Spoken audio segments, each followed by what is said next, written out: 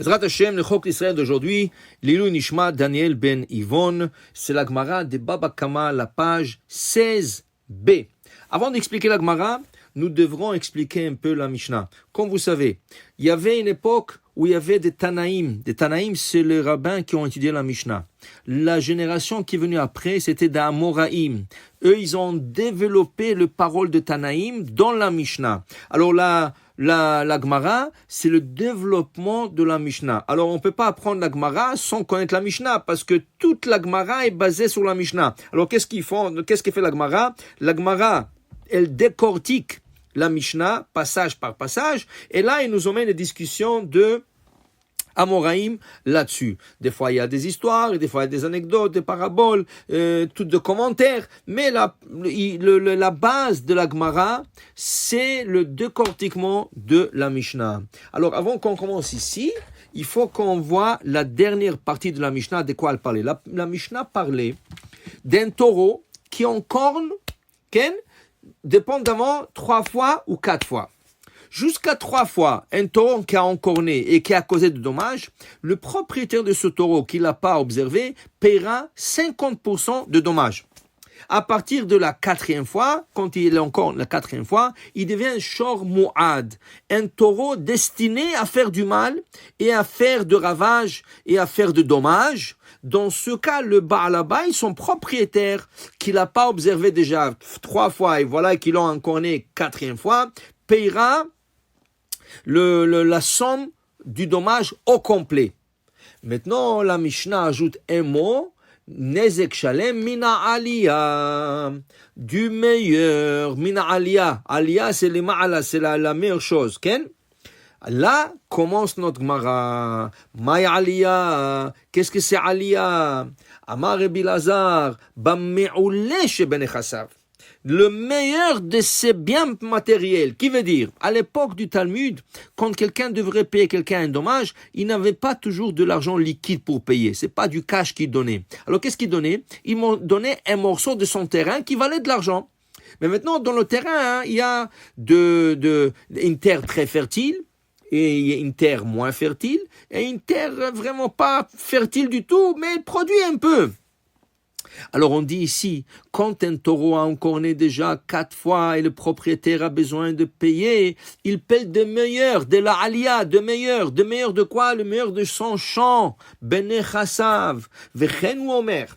Et ainsi apporte Rabbi Elazar une preuve. Il a dit, Vaishkav Chizkiyahu, Yechizkiyahu imavotav, Vaikberu bema'ale kivre bnei David. Et Chizkiyahu est décédé. On l'a fait coucher, on l'a fait enterrer. Bema'ale, Meshon Aliyah, le meilleur kivre bnei David. Le meilleur de tombe de bnei David, des enfants de David. Va Rabbi Eliezer. Et disait Rabbi Eliezer, où c'est? Bema'ale, mazeb ma'ale. Les meilleurs de cette famille. Et qui sont les meilleurs de cette famille? David ou Shlomo. Donc, le roi Yechizkiyahu a été enterré dans la meilleure place qu'il peut avoir dans cette section, qui est la place de David ou Shlomo. D'ici, on apprend en passant qu'une personne, ce serait bien qu'elle soit enterrée à côté de ses parents, de ses grands-parents, de ses aïeuls. Et d'ailleurs, il y avait des gens qui achetaient des terrains pour avoir une place d'enterrement familial. Ils voulaient pourquoi? Vous savez que les morts se parlent entre eux. La Gemara rapporte dans Masechet Brachot qu'il y avait un chassid qui a dormi un jour de Rosh Hashanah dans Bet Akvarot, dans le cimetière. Il a entendu 2 âmes qui parlaient entre elles. Elles disaient, allons-y voir quel décret il va y avoir cette année. Alors on apprend là que les âmes parlent entre elles. Et aussi, Erev Rosh Chodesh, veille de Rosh Chodesh, les âmes sont sur le tombeau. Ils se voient, ils se rencontrent, ils se parlent. Veille de fête, les âmes se voient, se parlent. Alors imagine-toi qu'une personne qui est enterrée serait bien intéressée à être enterrée à côté de quelqu'un de la famille, quelqu'un qu'elle connaissait pendant son vivant.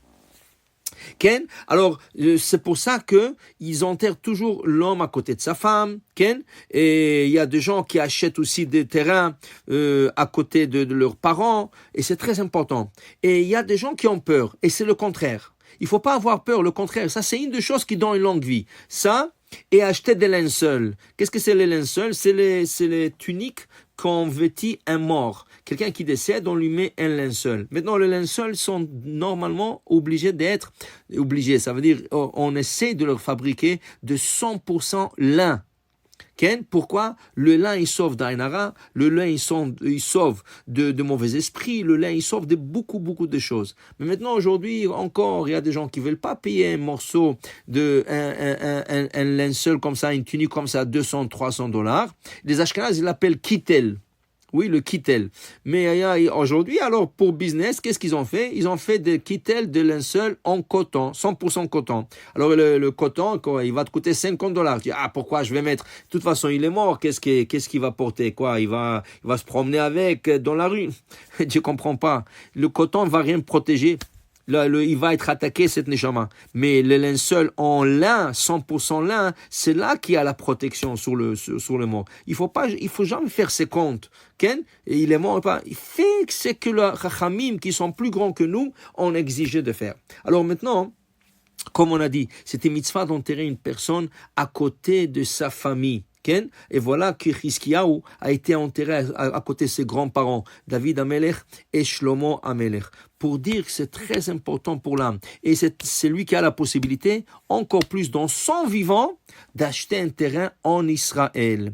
Il ne faut pas laisser ça sur les enfants. D'abord, c'est une charge sur les enfants. En plus de ça, quand ça arrive la dernière minute, les enfants sont perdus, et des fois, ils n'ont pas de l'argent, ils sont stressés. Et il y a beaucoup de stress. Tandis que si la personne s'est occupée de ça dans son vivant, ça donne une longue vie et ça donne nahat aux enfants qui savent que leur père ou leur mère, ils ont la place où être enterrés et sans avoir du souci comment les emmener. Et en plus de ça, si c'est Eretz Israël, qu'est-ce qu'il dit dans la Pasuk? Vechiper admato amo, et Rashi commente que celui qui est enterré en Israël, Adama, la terre d'Israël, Chiper, elle est mechaperet, elle expie sur tout le péché de la personne. Alors, Bat Hashem, une longue vie à tout le monde, Bat Hashem, et Bat Hashem, que Mashiach viendra, bimera b'menu, Baruch Adonai le'olam, Amen ve Amen.